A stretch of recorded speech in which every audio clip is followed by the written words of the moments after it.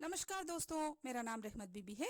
आज हम रा के विभिन्न रूपों के बारे में चर्चा करेंगे क्योंकि इससे सभी प्रतियोगिता परीक्षा में भी प्रश्न पूछे जा रहे हैं और लास्ट ईयर एपीडीएससी टेट में भी इससे प्रश्न पूछे गए हैं।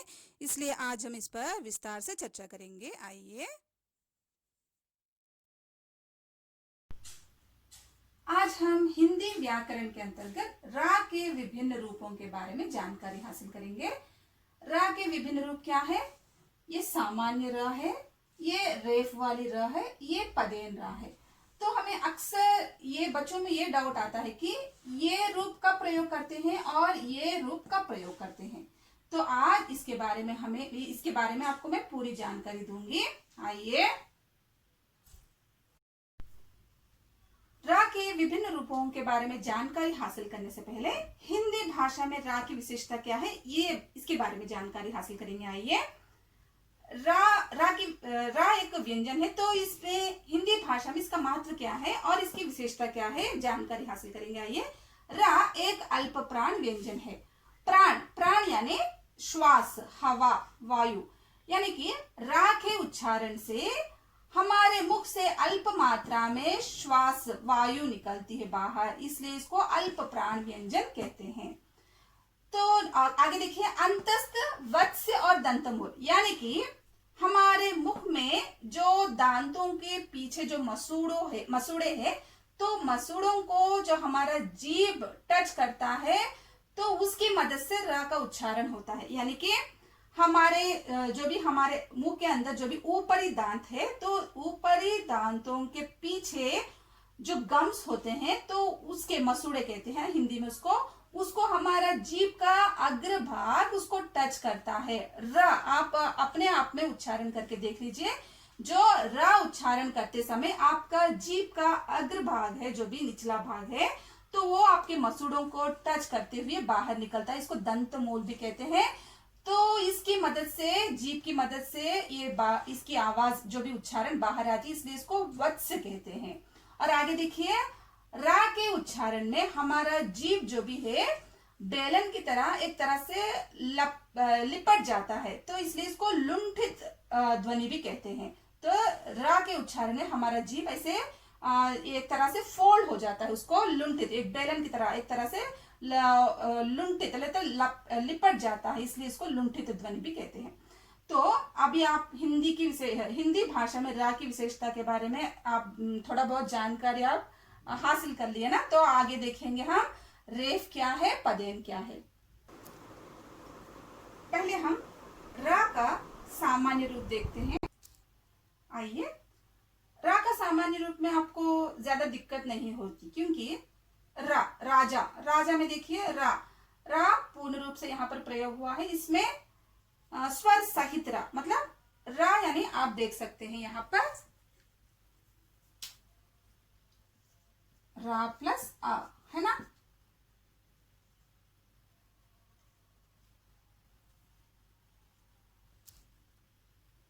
यहाँ पर देखिए, राजा, रहमत, राकेश, रंजित। तो यहाँ पर सामान्य रूप से रा का प्रयोग हुआ है। देखिए, रा, यहाँ पर रा, यानी कि रा माने रा में स्वर है। देखिए, रा यानी स्वर सहित रा है। यहाँ पर रा प्लस आ क्या हुआ हमें? रा। तो ये आ की मात्रा ये अलग है, हमें सिर्फ रा देखेंगे अभी। तो यहाँ पे भी रा यानी रा प्लस आ, इसमें क्या है? स्वर भी, इसमें स्वर सहित रा है। यहाँ पे भी राकेश में स्वर सहित रा है, यहाँ पे भी रंजित में भी स्वर सहित रा है। तो यहाँ तक सामान्य रूप से रा का प्रयोग में बच्चों को ज्यादा दिक्कत नहीं होगी, क्योंकि यहाँ पर रा स्वर सहित रा है। ये आ की मात्रा अलग है, सिर्फ ये हम पहला वाला जो भी रा है ये देखेंगे। ये रा में रा प्लस आ स्वर सहित रा है। अब रा का रेफ के रूप में प्रयोग देखेंगे। आइए, रेफ की मात्रा इस तरह होता है, तो अंग्रेजी अक्षर सी के रूप में होता है। इस तरह मात्रा पर एक बार ध्यान दीजिए, रेफ यानी इस तरह होता है। तो हमें उदाहरण देखने पर और बहुत अच्छे से जानकारी मिलेगी। आइए, पर्व, धर्म, कर्म। तो यहाँ पर पर्व अगर ऐसा लिखेंगे तो देखिए प रा के नीचे हलंत और व, पर्व ऐसे लिखेंगे तो इस तरह होगा, लेकिन मानक रूप में इस तरह नहीं लिखा जाता। तो इसलिए ये जो भी रा की जो भी हलंत जो भी है इसकी मात्रा यहाँ पर पर्व कह रहे हैं, पर्व कह रहे हैं, तो इसमें र में स्वर नहीं है, ये स्वर रहित रा है।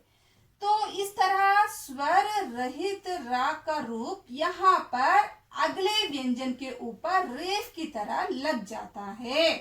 तो अब फिर से एक बार ध्यान दीजिए, पर्व को प र हलंत, यहाँ पर रा के नीचे हलंत और वा इस तरह मानक रूप में, मानक हिंदी में नहीं लिखा जाता, इसलिए ये पर्व, तो यहाँ पर पर्व कह रहे हैं, तो यहाँ पर रा को हम पूर्ण रूप से उच्चारण नहीं कर रहे हैं, यानी कि रा में स्वर नहीं है, रा आधा है, यहाँ पर रा स्वर रहित रा है, स्वर रहित रा है, आधा रा का उच्चारण हो रहा है, इसलिए आधा रा को अगले व्यंजन के ऊपर मात्रा के रूप में प्रयोग किया जाता है, अगले व्यंजन के ऊपर इसका प्रयोग किया जाता है। देखिए पर्व, यहाँ पर ये मात्रा नहीं है, ये र का एक रूप है, अगले व्यंजन के ऊपर मात्रा के रूप में नहीं है, ये व्यंजन के ऊपर ये र का रूप इस तरह प्रयोग किया जाता है।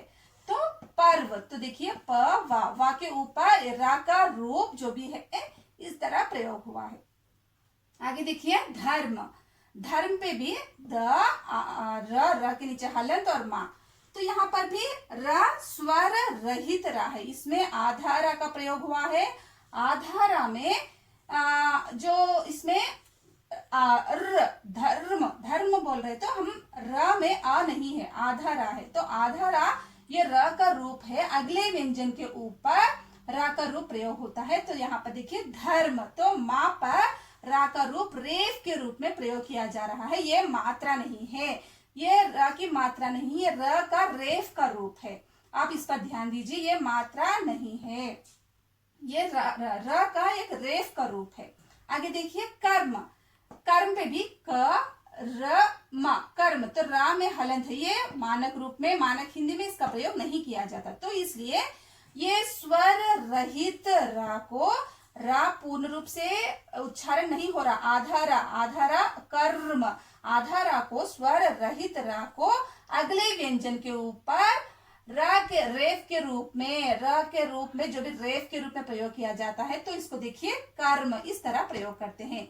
तो शायद आपको रेफ का जो भी प्रयोग है, रा का रूप जो भी रेफ है, इसका प्रयोग समझ में आ गया होगा।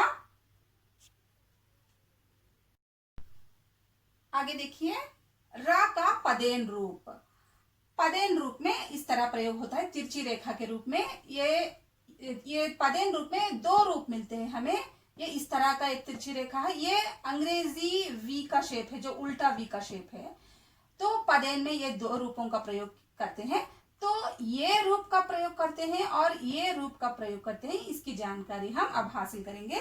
और इसको पदेन क्यों कहते हैं? पदेन यानी ये अक्षर के नीचे पैर में लगते हैं, यानी कि अक्षर के पैर में लगते हैं, इसलिए इसको पदेन रूप कहते हैं। आगे आगे देखेंगे उदाहरण के तौर पे यहाँ पर, तो पहला वाला जो तिरछी रेखा के रूप में उदाहरण देखिए, प्रलय। अगर यहाँ पर हम रा के बारे में फिर से एक बार देखेंगे, तो सामान्य रूप में रा हमें स्वर सहित रा का हमें प्रयोग मिलता है, रेफ में हमें स्वर रहित रा का प्रयोग मिलता है। तो देखिए फिर से एक बार, सामान्य रूप में हमें रा को स्वर के साथ स्वर सहित रा मिलता है सामान्य रूप में, रेफ में स्वर रहित, वहां पर स्वर नहीं होता, आधा रा का प्रयोग होता है रेफ में, लेकिन पदेन में रा स्वर सहित है। फिर से कैसे हम देखेंगे, आइए, यहाँ पर पदेन में रा हमें स्वर सहित मिलता है, पूर्ण रूप से हमें रा मिलता है, कैसे देखेंगे? प्रलय में यहाँ पर हमें अगर उच्चारण करते समय ये मालूम होता है कि प्रलय में पूरी तरह पा का उच्चारण हो रहा है, लेकिन नहीं है। देखिए अगर प्रलय को इस तरह लिखेंगे तो प के नीचे हलंत है, देखिए प को हम आधा उच्चारण कर रहे हैं, इसका प्रोनाउंसिएशन जो है आधा है, प र लय, यानी कि यहाँ पर प स्वर रहित है, र स्वर सहित है। तो यहाँ पर जोर दीजिए, प स्वर रहित है, यहाँ पर प स्वर रहित है, र स्वर सहित है, यानी कि प में यहाँ पर स्वर नहीं है, र में स्वर है। देखिए प्रलय, तो यहाँ पर प आधा है, तो रा का जो भी रूप है यहाँ पर इसको पाई के रूप में लग गया है, तिरछी रेखा के रूप में लग गया है प्रलय। शायद आप सबको समझ में आ गया होगा, मैं फिर से एक बार समझा रही हूं। तो यहाँ पर पा में, आधा पा में र को मिलाने पर, स्वर सहित रा को मिलाने पर ये रा है, प के जो भी खड़ी पाई है, खड़ी पाई में तिरछी रेखा के रूप में लग गया है, तो ये क्या हो गया, प्र हो गया। तो आधा पा और रा, आधा पा और स्वर सहित रा मिलकर हमें प्रा हो गया। जो ये खड़ी पाई है, खड़ी पाई में जो तिरछी रेखा लग गया तो ये प्रा हो गया। और ये भी हमें जानकारी हासिल करना है कि ये रूप कब प्रयोग होता है, ये रूप कब प्रयोग होता है। ये जो भी तिरछी रेखा का रूप है, खड़ी पाई वाले अक्षरों में प्रयोग किया जाता है। ये तिरछी रेखा का पदेन रूप है, खड़ी पाई, यानी कि अक्षरों में जो खड़ी पाई होती है, ये जो भी खड़ी पाई है, तो इन अक्षरों में तिरछी रेखा के रूप में ये पदेन रूप लगता है।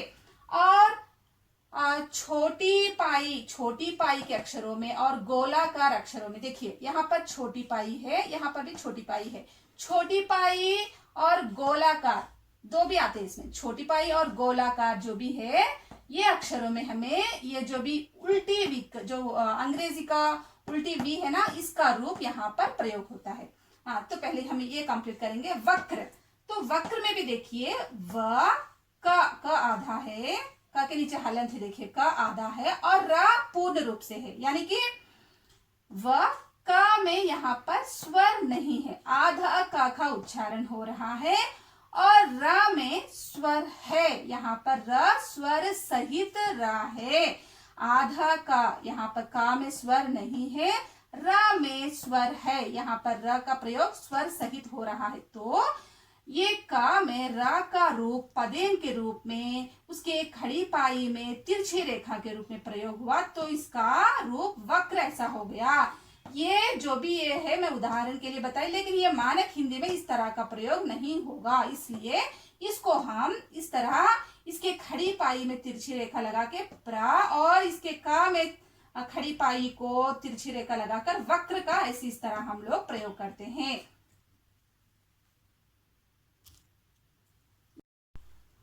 पदेन रूप में दूसरा रूप देखेंगे। आइए, जो इसका रूप है, जो भी अंग्रेजी में उल्टी वी जो भी है उसका रूप है, ये कब प्रयोग होता है ये भी देखेंगे। ये जो भी है गोलाकार अक्षरों में और छोटी पाई वाले अक्षरों में इसका रूप प्रयोग होता है।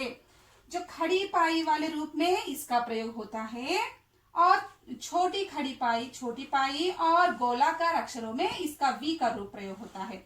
और इसमें भी हमें र में र स्वर के साथ इसका प्रयोग होता है, स्वर सहित रा है, यहाँ पे भी स्वर सहित रा है।